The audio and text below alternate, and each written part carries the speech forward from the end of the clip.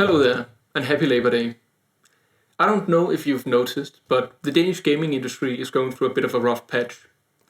Over just the past year, almost 70 Danish game studios have been closing down, including Kiloo, Slipgate, and Triple Topping.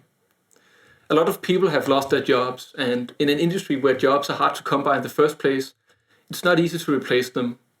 But this is not surprising. In fact, it has been a long time coming.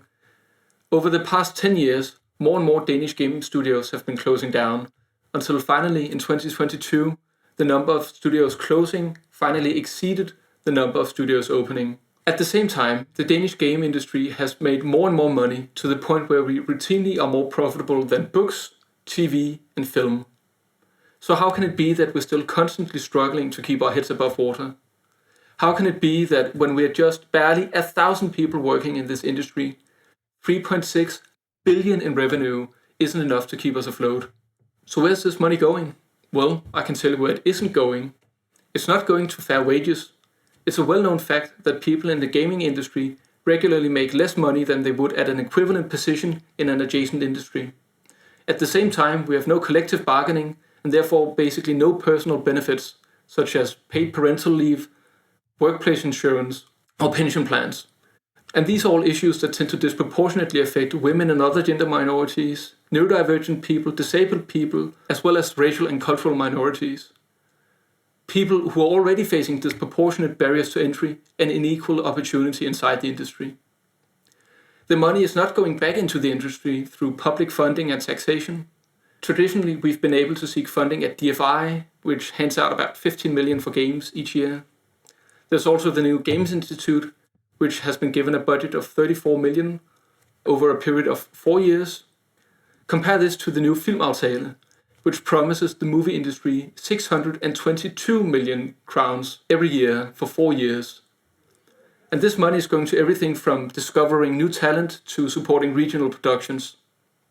While I am of course happy for our siblings in the movie industry, it's at the same time wildly disproportionate when there's about 1,000 people working in both industries, yet we receive just 3.8% of the public funding that they do.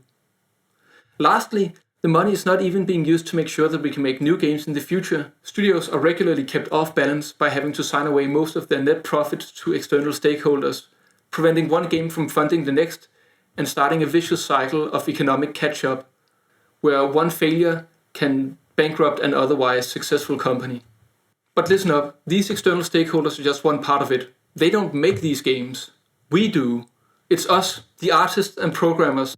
It's the designers, QAs, producers and musicians, and everyone else who makes these games possible. And we deserve respect and opportunity and rightful compensation.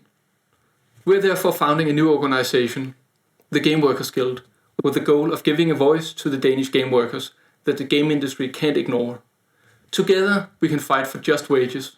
Together, we can fight for sustainable publishing deals. Together, we can fight for just public funding. Together, we can finally coordinate collective agreements across disciplines and unions. What issues do you see in the Danish gaming industry? Join us and we can do something about it, together. We will be holding a founding meeting at the start of July, where we will be talking about the next steps and assign key roles. Whether you want to take an active role in the guild, such as by becoming a spokesperson or committee member, or you want to take a more passive role by joining the General Assemblies once a year if you have time, the mere act of joining helps add more weight behind our words, which means we can actually make these issues get addressed. Come join our Discord, where we are organizing and where you will get notified when we have the exact date and place for the founding meeting. Tell your friends, tell your colleagues. The more we are, the more we can change. We hope to see you at the founding meeting. Happy Labor Day.